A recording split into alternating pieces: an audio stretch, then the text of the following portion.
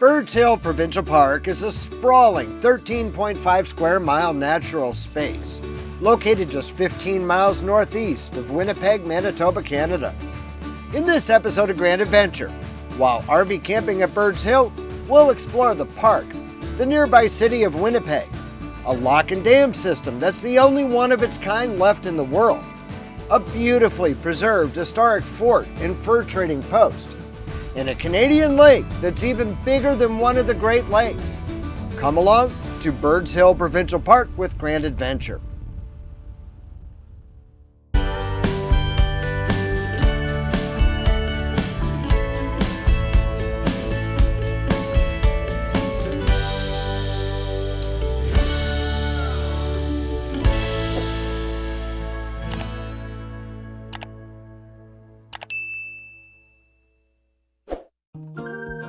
Opened in 1967 to celebrate Canada's centennial, Birds Hill Provincial Park's landscape is deeply shaped by ancient glaciers, featuring rolling esker ridges, dry prairies, cedar bogs, and a dense mix of aspen and bur oak forests. Because of its proximity to the city and diverse terrain, it is one of the most popular outdoor destinations in the area, offering a sanctuary for white-tailed deer, numerous bird species, and rare wildflowers.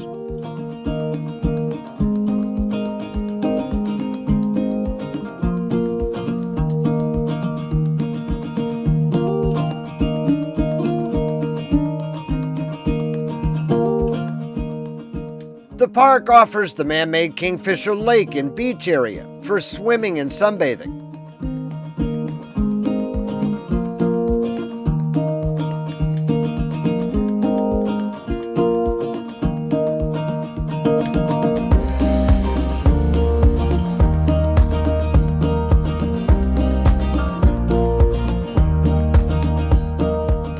The lake is reserved exclusively for swimming, and boating is not permitted.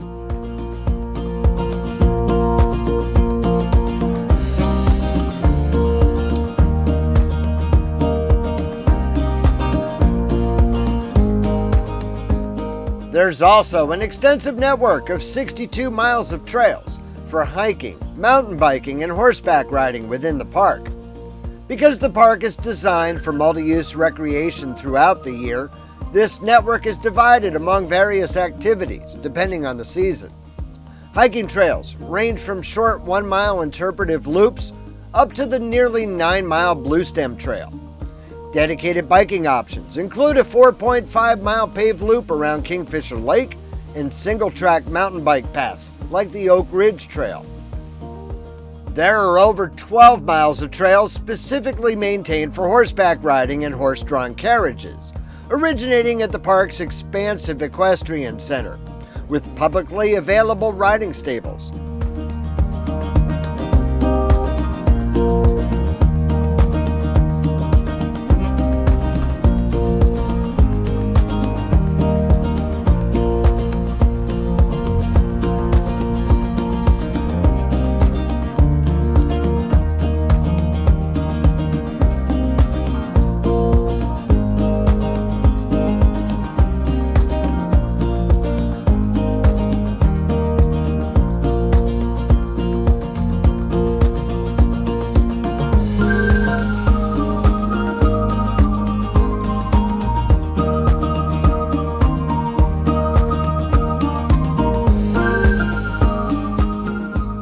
Only about a 100-yard walk down the Pineridge self-guiding trail, the Cudlewich Homestead offers a fascinating glimpse into the history of the area, specifically showcasing what life was like in Manitoba during the 1930s. It serves as a reminder of the homesteading period, when families first settled the region. Stan Cudlewich lived here with his parents and his sister. They built the house in 1936 and the barn the following year.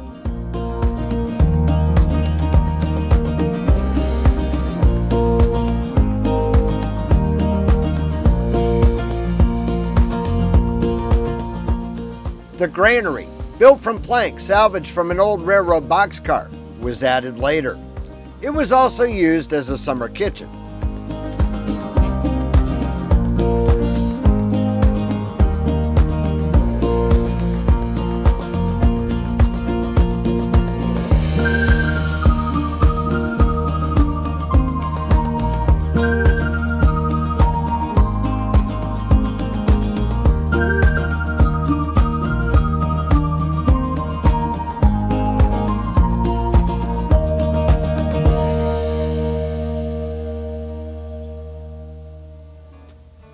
park features a massive 476-site campground that accommodates everything from tent camping to full hookup RV sites.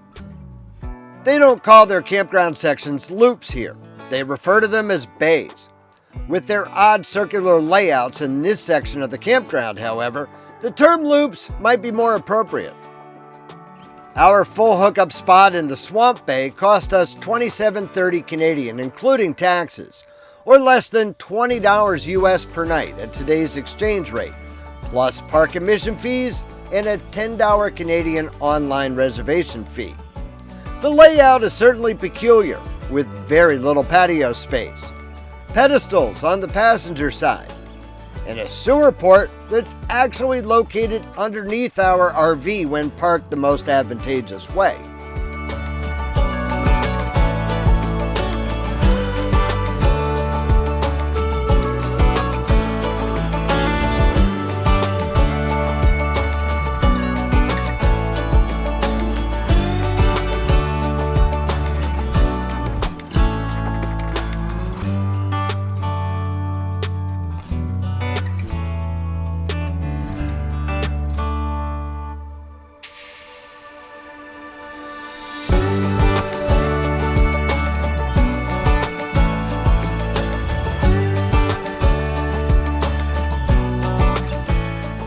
Other campground amenities include a convenience store with free delivery within the park for pizza and wings, an on-site laundry facility that we took full advantage of, and a very industrial shower house.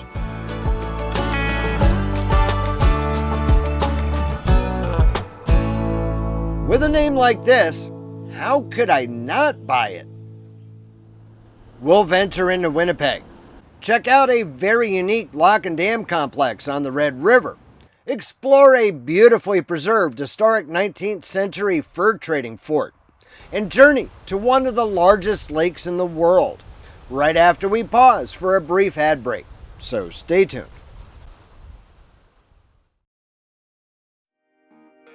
The provincial park's popularity is thanks in part to its proximity to Winnipeg, only 15 miles away. A French fur trading post, Fort Rouge, was first established here in 1738. As the fur trade expanded, competing entities like the Northwest Company and the Hudson's Bay Company built various forts in the area, including Fort Garry, which we'll visit later in this episode. In 1812, Scottish agricultural settlers arrived as part of the Red River Colony, leading to significant tensions with the Northwest Company and the Métis, a population created by the intermarriage of French fur traders and indigenous women. This tension culminated in the 1816 Battle of Seven Oaks. Winnipeg was formally incorporated as a city in 1873.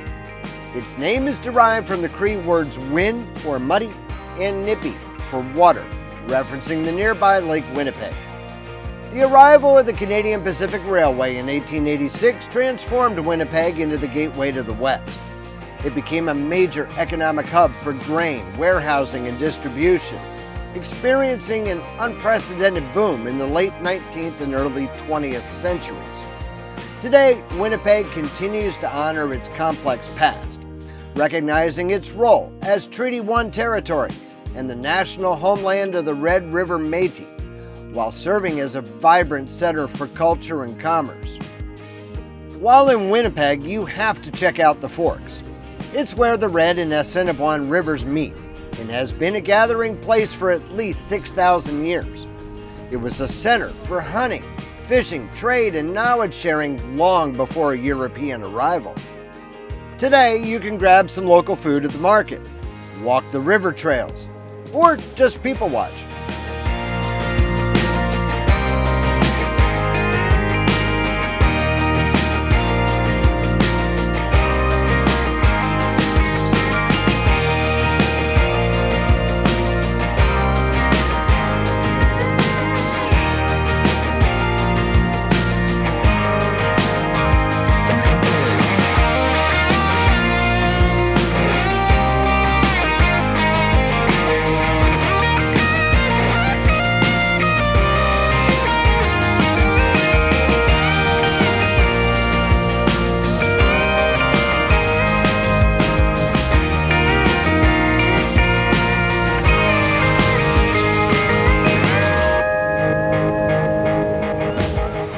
Right next to the Forks is the Canadian Museum for Human Rights.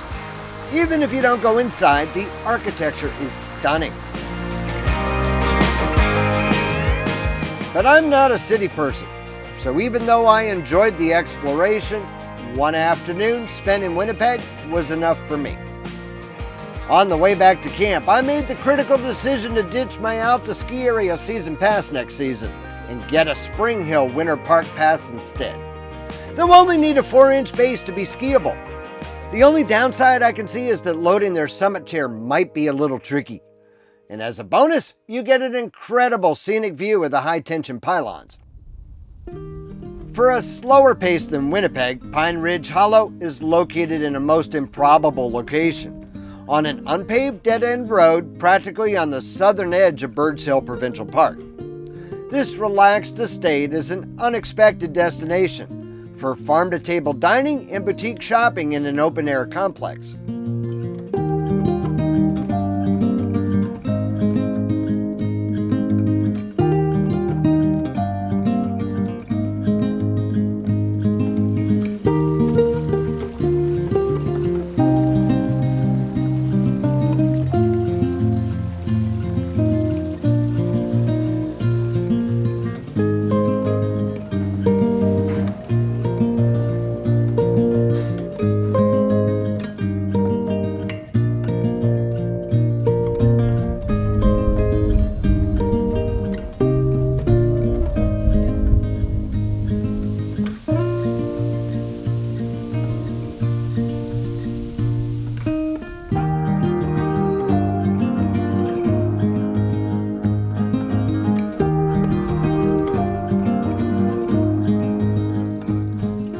Its carriage house style restaurant exudes a prairie aesthetic, serving ingredients straight from their nearby farm.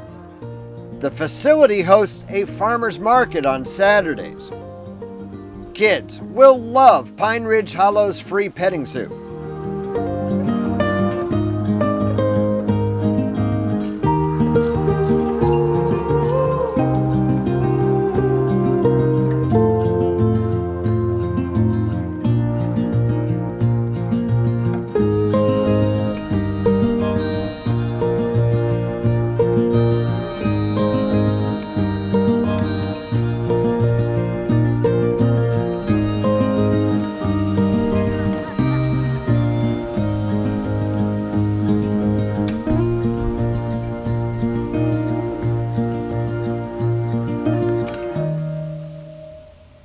A short drive north from the provincial park to the Red River brings you to Lockport, overlooking the massive St. Andrews Lock and Dam.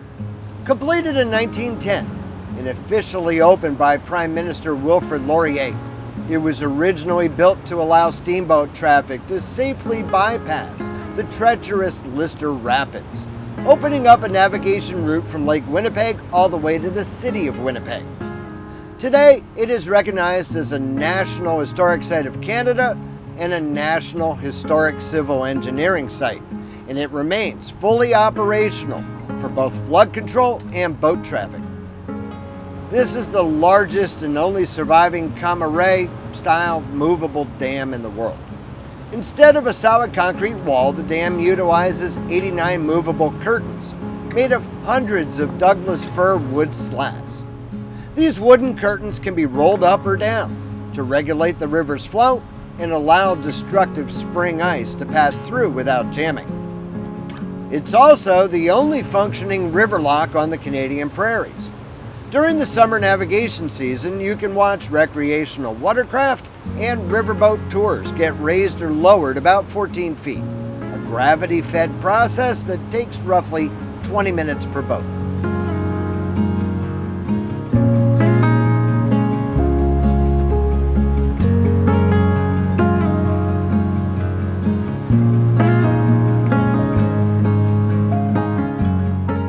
Lockport is famous for its channel catfish.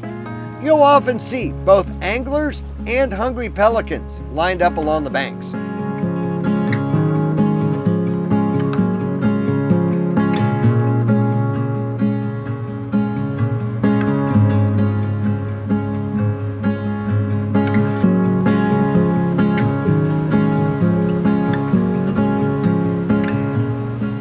Established in Lockport in 1929, Skinner's is Canada's oldest hot dog venue and a major local landmark.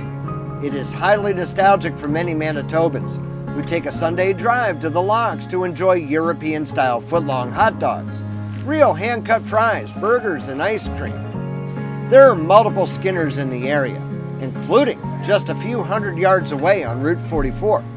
But this is the original River Road location that comes with a view of the lock and dam.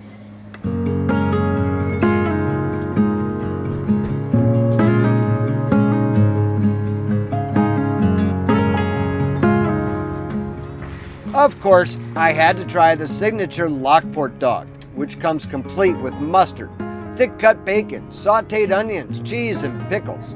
And it was delish. Coming up momentarily, we'll visit Lower Fort Garry National Historic Site in the massive Lake Winnipeg right after one more brief ad break to pay the bills. So stay tuned. Just north of Lockport sits a preserved 19th century Hudson's Bay Company trading post at Lower Fort Garry National Historic Site. It's a sprawling riverside complex where you can walk among original stone buildings and get a genuine sense of the region's fur trading history.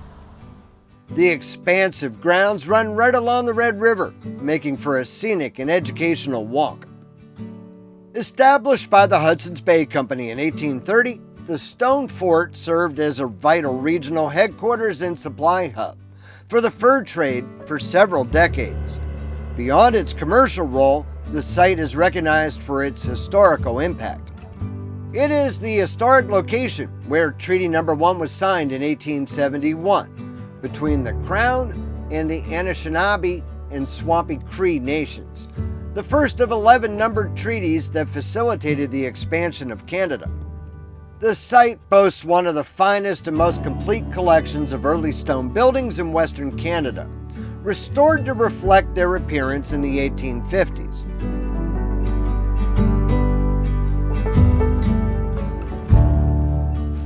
Throughout its history, the fort served many roles, including a Northwest Mounted Police training post, a provincial penitentiary, and a psychiatric facility, before becoming a National Historic Site in 1951. Costumed interpreters are stationed throughout the site, providing a gritty, realistic look at life in the 1850s.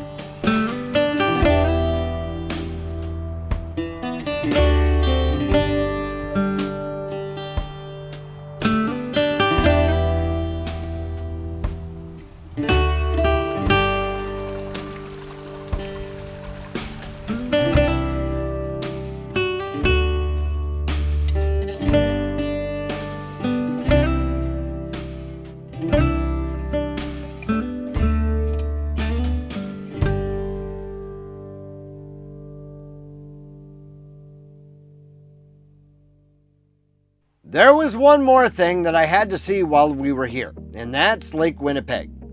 Bigger than Lake Ontario and the Great Lakes, and about the same size as Lake Erie. By surface area, it's the 10th largest freshwater lake in the world. It is the remnant of the ancient glacial Lake Agassiz, which covered a much larger area around 12,000 years ago. Major rivers like the Red, Winnipeg, and Saskatchewan flow into the lake, while the Nelson River is its only outlet. The lake stretches about 271 miles from north to south and consists of two distinct basins, a large, deeper north basin and a smaller, shallower south basin that we're visiting today. The South Basin is particularly well known for its sandy beaches and cottage communities, like here at Grand Beach Provincial Park, making it a major summer destination for residents and tourists. Grand Beach is widely considered one of the finest beaches in Canada, known for its extensive, silica-rich white sand and dunes lining the shore.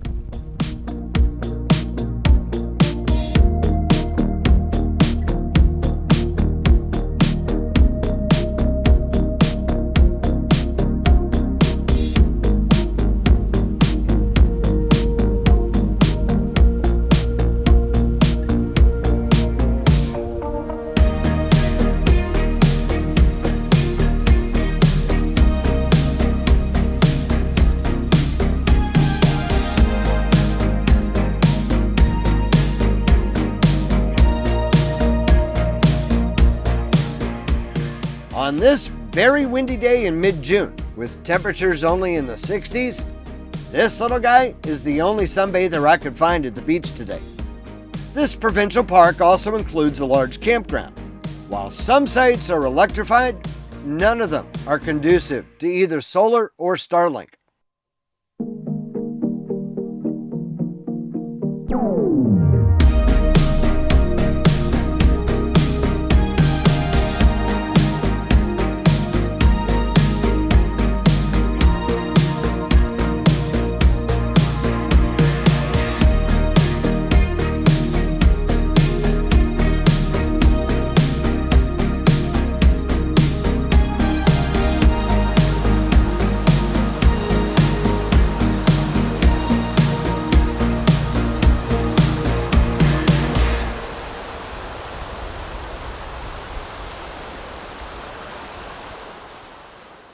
So it's time for us to get packed up here, hitch up the trailer, and continue our journey eastward to Kenora, Ontario, right on the shores of Lake of the Woods.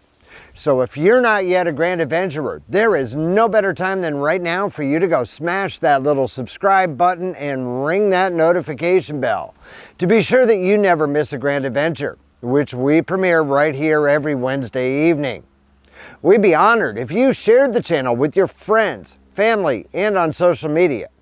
But if you enjoyed this episode from Birds Hill Provincial Park right outside of Winnipeg, Manitoba, please be sure to give us a huge thumbs up down below. And while you're down below, that's where you'll find the comment section where we'd love to hear from you each and every week. So until next Wednesday from Lake of the Woods, please remember, life is nothing but a grand adventure. We'll see you then.